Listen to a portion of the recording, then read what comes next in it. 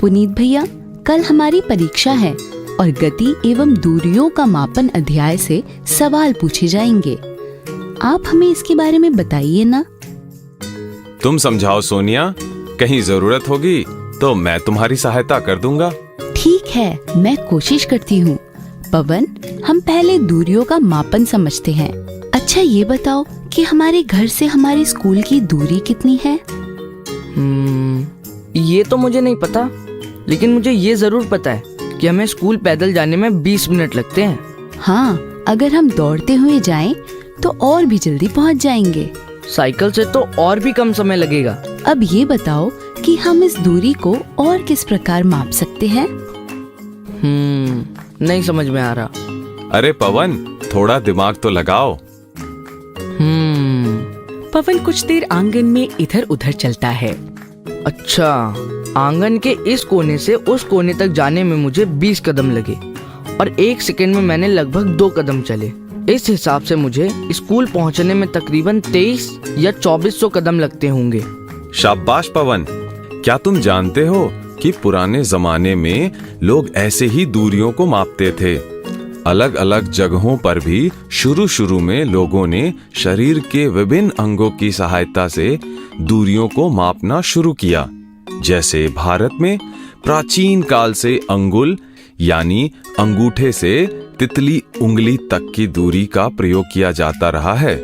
मिस्र में लोग कुहनी से उंगलियों के छोर तक की लंबाई का उपयोग दूरी मापन के लिए करते थे। लेकिन पवन, इन सभी तरीकों में एक कमी है। सोचो क्या? शायद ये कि सभी लोगों के शरीर के अंगों की लंबाई अलग अलग होती है। जैसे पुनीत भैया, आपके कदम मुझसे बड़े हैं। बहुत ठीक कहा। और पवन, जब कुछ सालों में तुम्हारा कद और बढ़ जाएगा तो तुम्हारे शरीर के अंग भी बड़े हो जाएंगे और तुम्हारे कदम भी।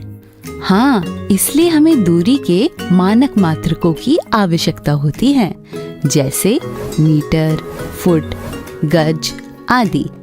हमें इन मात्रकों की जीवन में बहुत आवश्यकता होती है। देखो, जैसे हमारे घर और खेतों की जमीन मापी हुई है, घर की दीवारें, पलंग, पूरा मकान, सड़कों की या किसी भी वस्तु की लंबाई चौड़ाई आदि बिल्कुल सटीक तरीके से मापने के लिए हमें ऐसे मानक मात्रकों की आवश्यकता होती है जो पूरे विश्व में समान हो। ये अच्छा भी है सोनिया। जब हम पहलवानी या बॉक्सिंग जैसे खेलों में भाग लेते हैं तो उसमें हमारे वजन के साथ साथ हमारा कद भी मापा जाता है और हम ज्यामिति में भी वस्तुओं की लंबाई, चौड़ाई आदि के बारे में प्रश्न हल करते हैं, वो भी माप के अनुसार करते हैं। लेकिन भैया, मुझे एक बात समझ नहीं आई, ये मापन के मानक मात्रकों का आविष्कार किसने और कैसे किया होगा? मैं तो केवल इतना जानती हूँ कि मीटर पद्धति फ्रांस में सबसे पहले इस्तेमाल हुई थी और अब इसे अंतर्राष्ट्रीय मानक प्रणाली माना जाता है। अच्छा, तुम दोनों 2 समान लंबाई की छड़ियां लाओ। दोनों वैसे ही करते जाते हैं जैसा पुनीत कहता है।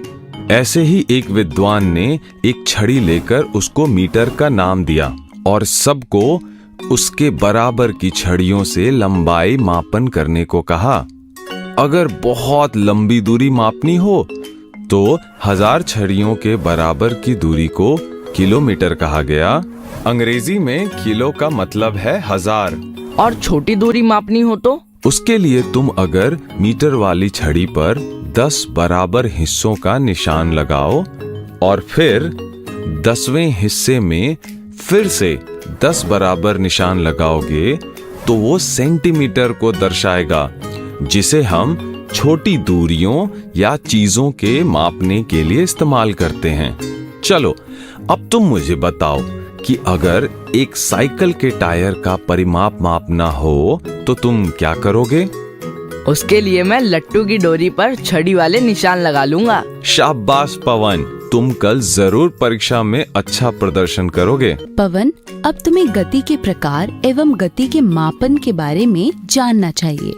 अच्छा बताओ, तुम्हें वाहनों के विकास के बारे में क्या जानकारी है? मुझे मालूम है कि हजारों सालों पहले जब पहिए का आविष्कार हुआ तो इससे इंसानों के जीवन में बहुत परिवर्तन आए।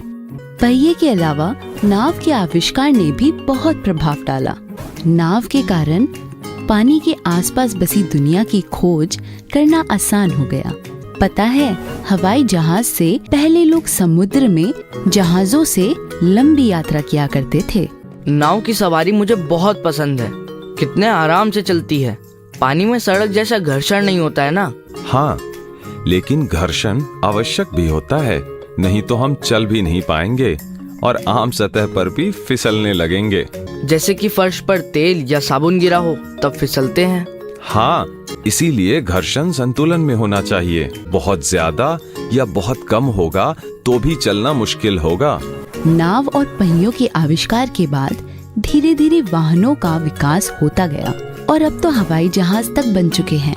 लेकिन मुझे समझ नहीं आया इसका हमारे अध्याय से क्या संबंध है। संबंध है?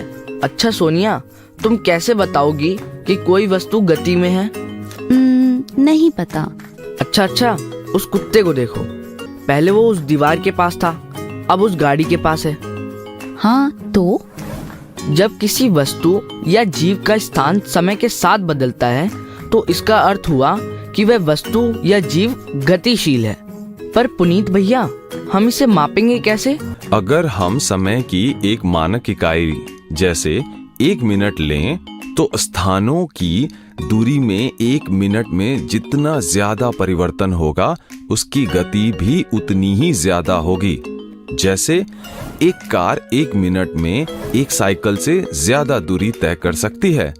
इसका अर्थ हुआ कि कार साइकिल से ज्यादा तेज गति से चल सकती है। भैया, क्या गति का भी मापन मात्रक होता है? हाँ, अगर कोई कार 1 घंटे में 50 किलोमीटर चलती है तो उसकी गति हुई 50 किलोमीटर प्रति घंटा। तो यहाँ मानक माप है किलोमीटर प्रति घंटा। अरे वाह, समझ गया। पवन, मैंने पढ़ा है कि गति भी कई प्रकार की होती है, जैसे वर्तुल गति, आवर्ती गति आदि। कोई उदाहरण देकर समझाओ। वर्तुल गति का उदाहरण लेते हैं। इसका उदाहरण है एक घूमता हुआ लट्टू। एक ही जगह लट्टू घूर्णन करता रह सकता है, तब वह अपना स्थान नहीं बदलता, लेकिन गति में होता है। लेकिन भैया, अगर लट्टू स्थान नहीं बदलता तो वह गति में कैसे हुआ? पवन, पूरा लट्टू अपनी जगह नहीं बदलता, किंतु अगर तुम लट्टू पर मार्कर से एक निशान लगा दो तो तुम देखोगे कि वो निशान अपना स्थान बदलता है और बार बार घूमकर अपनी जगह वापस आ जाता है।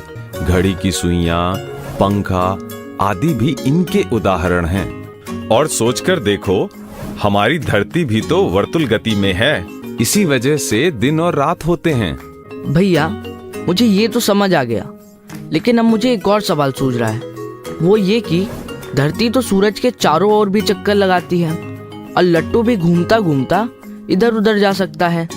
तो क्या इसका अर्थ ये हुआ कि कोई वस्तु एक समय पर एक से ज्यादा प्रकार की गति में हो सकती है? अरे वाह पवन, और हाँ, तुमने सही समझा।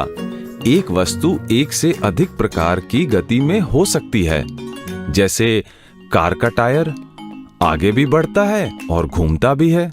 तुम लोग खुद भी घूमते हुए इधर उधर बढ़ सकते हो। पवन, जैसे सीधी गति को मीटर या किलोमीटर प्रति मिनट या प्रति घंटा आदि में मापा जाता है, वर्तुल गति को चक्कर प्रति मिनट में मापा जा सकता है।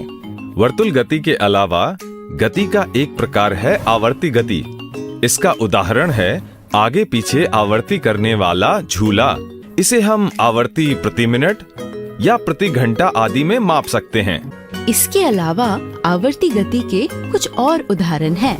कपड़े सिलने वाली मशीन और ये स्प्रिंग का खिलौना जो कि आवर्ती करता है। मुझे अच्छे से समझ आ गया। शुक्रिया भैया, शुक्रिया सोनिया। अब मैं कल बिना चिंता के स्कूल जाकर परीक्षा दे सकता हूँ।